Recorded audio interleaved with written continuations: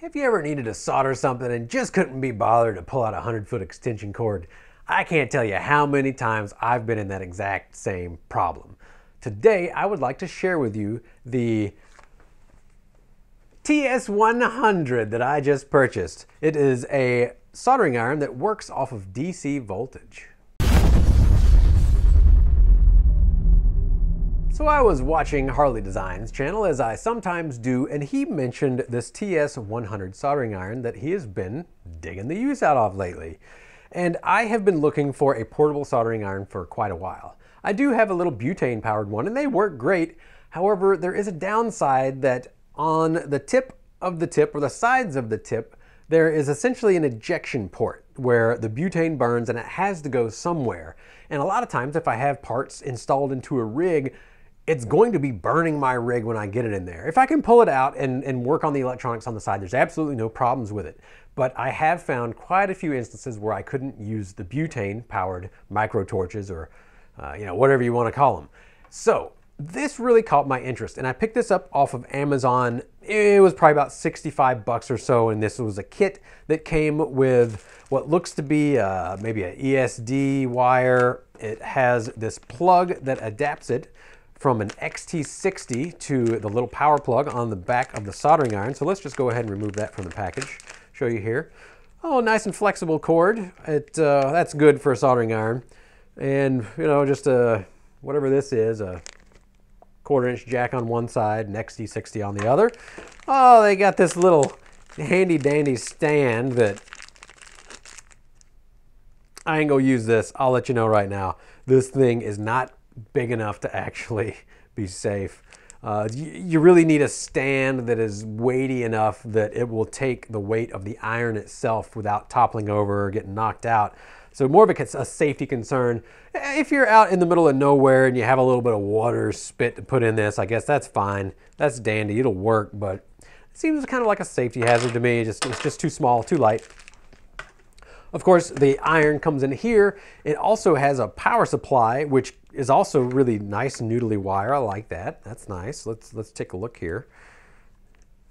Because you don't want to be pulling on your iron or having your power supply being pulled when you're working. So having this like thin noodly line.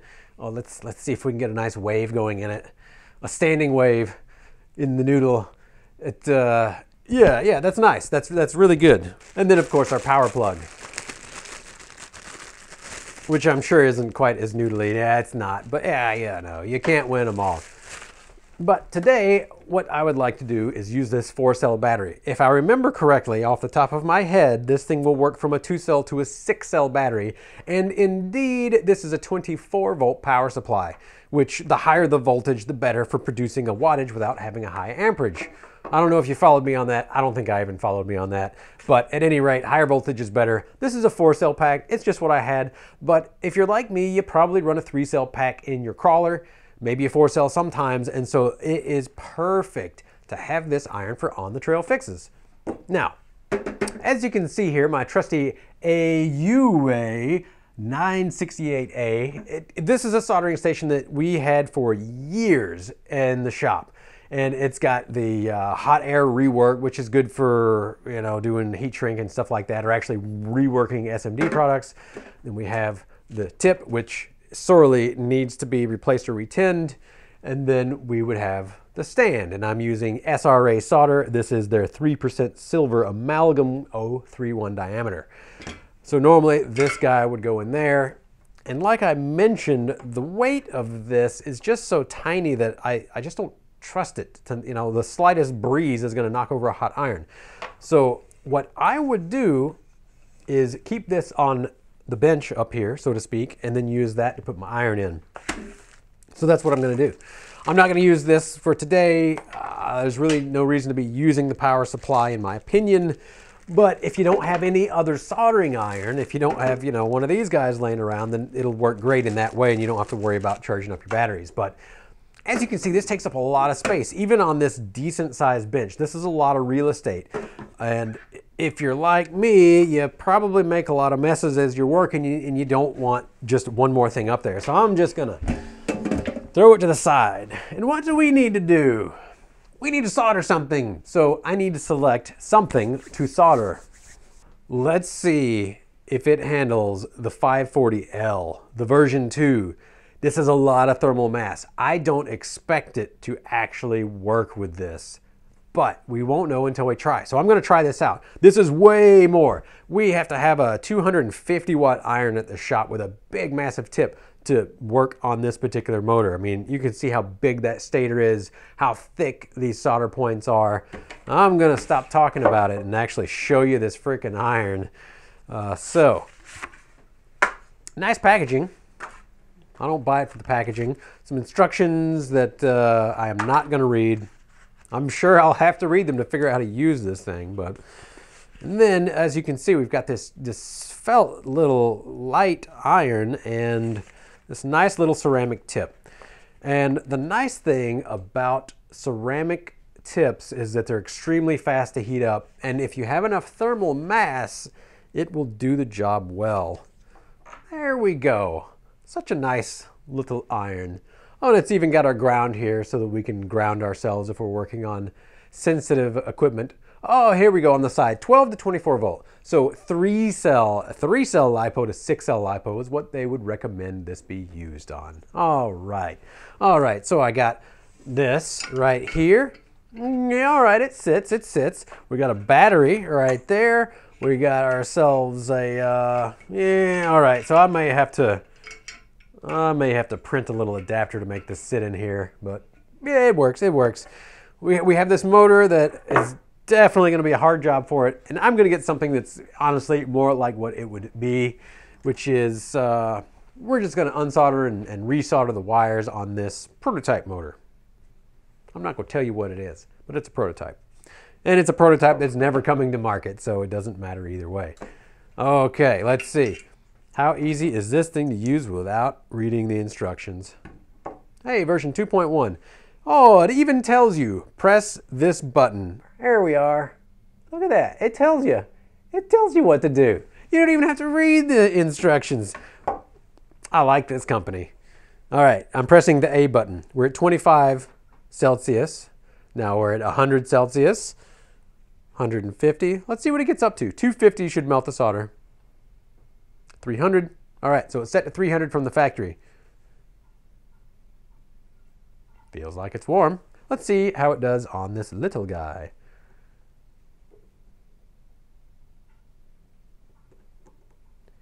Not really a surprise. It's kind of having some trouble. So let's add a little solder. Give a little bit of thermal conductivity. Yeah.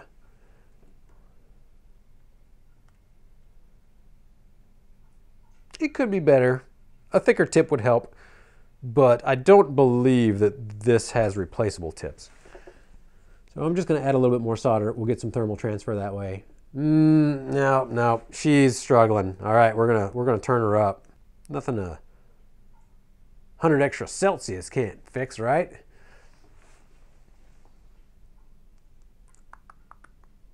All right, will it do it? Oh, it's starting to melt now. Yeah, she's starting to melt now. All right.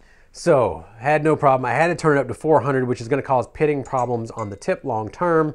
I can already see that it's starting to kind of smoke on the edges. So, you know, maybe not recommended to run it at long term for those temperatures, but if you're doing slightly heavier thermal objects like this, it's kind of needed. There we go. So let's see how good of a job it resolders. Yeah, and a little hot. Hard to tell on the camera, but there's a little bit of hazing on the surface, so it kind of broke the solder, so to speak. But hey, yeah, that worked. That worked. So we know that it is going to work for normal tasks, such as battery plugs, motor wires, and all such as that the average customer is going to be doing. A non-average customer is going to want to shorten the wires on this Puller Pro 4100R version, which the R version is our race version, which has a long stator inside, extra low resistance, and it's just a beast of a motor. And the stator inside is going to wick all of our heat away. Honestly, this guy has no chance, but I'm going to try it anyway. We will just try, and I'm going to use this other motor to put it against because I don't have anything to hold it. Or maybe, just maybe, It'll sit right here. Hey, look at there. Ha ha. So let's hope and pray. Good luck, little iron. You're gonna need it. Let's see what happens. All right, we're at 400. I'm gonna have to add some solder just to give some thermal conductivity because she ain't touching it otherwise. Give her a little rub back and forth. It's trying. Oh boy, she's trying. So let me know if you have tried one of these, if you have one of these irons, or what iron do you use actually? What is your preferred iron? Or do you not solder? I think as a subject matter, soldering is probably come up the most on my channel if we ignore the general vagueness of rock crawlers. I think I've probably made more videos on soldering than anything else. All right, so it's actually moving the solder. It's getting into the solder. Wow. It's got enough power, 65 watts, and it's just slowly eating away. This is taking way too long for what I would want to see in the shop for production, because we're just waiting for it to heat up. Just waiting. But it's trying. It's pushing all its power into this, and oh, it's getting so close. I don't know if it'll do it. Ooh. Oh, look at that. Wow. It actually worked. And I'm going to have to hurry up and put this back on before it cools down because this is not, yeah. Once we lose that heat, I'm going to have to spend all that time trying to redo it again. Oh boy. This is going to be a pain in the butt. Oh, I don't know if it's going to resolder. Well, it unsoldered it at least. And now what I have to do is melt both items again. Oh, do it. Come on, you can do it. You can do it. It's not going to want to do it. It's trying. May have to get some flux. So this is what I would consider to be a cold solder joint right now. It's not melting all the way through. It is certainly melting, but it's not doing the full joint. And I feel like I'm going to break this iron if I push down too hard because it is very light. There's not a lot of body to it. Oh, you can do it. You can do it. You can do it. There it goes. Bam. Look at there. It finally got all of it melted. And that did take way too long, but maybe you can see, if you can zoom in on that, where the normal soldering job was compared to the solder job that we just did. I had to use a really hot iron temperature, which I'm going to turn that back down. I had to use a really hot iron temperature. It took a really long time, and that is never really good for a solder joint. It's not good for components to have long-term heating, but you can see how it is kind of a hazy looking surface. It's not the worst. I've certainly done worse jobs soldering before, but that is not quite an ideal looking surface. Ideally, we would be able to hit it with heat. Within a couple of seconds, it would melt and then it would reform and it would look nice and shiny like that. So ideally, we would always be going for this nice shiny surface versus this like hazy, crazed or crazen. I think there's a, it's not a raisin, it's a crazen. There's a certain term for that. Maybe y'all can help me out with it.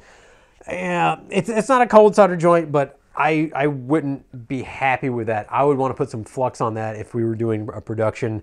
Well, I wouldn't even be using this iron for production. So, but wow, it actually did this, and no small feat. It did take a long time. I had to feed in a whole bunch of extra solder to get there. So not an ideal situation. I would not want to use this consistently or replace all the wires.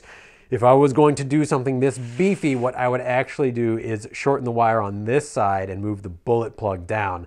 Much easier to do that, a lot less thermal mass, a lot less thermal conductivity because the wires are going to have to heat sink away and then it would go into the motor instead of having both the wires and the motor trying to heat sink away by soldering directly onto the solder tab. So it still worked. That was a hard job though. I don't recommend it. I don't recommend it. But the iron, I do recommend. I just don't recommend you trying to do it on a brushless motor in that particular position. So, but hardest test that I can come up with, flying colors.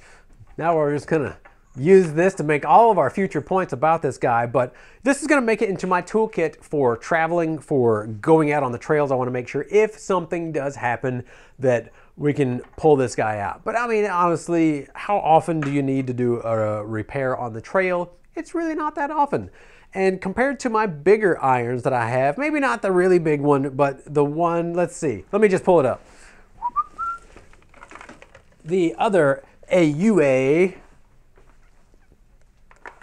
compared to the other AUA, it is of course much smaller, but this 9378 just performs better. And it has replaceable tips. And so for the customer that is a discerning solderer or wants a good long-term solution where you can get replaceable tips in different sizes and have a lot finer control of your temperature, I would suggest going with a soldering station such as this one instead of going with this little guy. But I mean, heck, it did the job. So who can complain about that? And for being light and relatively inexpensive, it doesn't seem like a bad deal. So if you do need something, I can recommend this. It worked very well for me. Long term, we'll see how it does. So I guess that means I need to really give it a good workout, and I will be trying to use it more often over here at the hobby house whenever we need to do stuff. But I mean, that's the entire soldering station right there. If you wanted something that was really small on your bench or for, like I said, for travel, I'll be using this inside of my hobby van for sure, because it's a pain in the butt to have one of these guys in there rattling around, and you know how it is. If you have an RV, you probably have similar problems as I do in the hobby van. So wow, that's a pleasant surprise. It did much better than I thought. And if you do have any questions further that I did not cover about this, like, oh, what kind of fancy blue would this be called? What's the name for this blue? Put them down below. I'll do my best to get to them. And before you ask, oh, this is like a nice blue flake that you would see on a classic Chevrolet, maybe a 1966 classic Chevrolet that somebody got another paint job on, of course, but that's the sort of blue that this looks like to me. So as always, I do thank you for tuning in, and have a good day.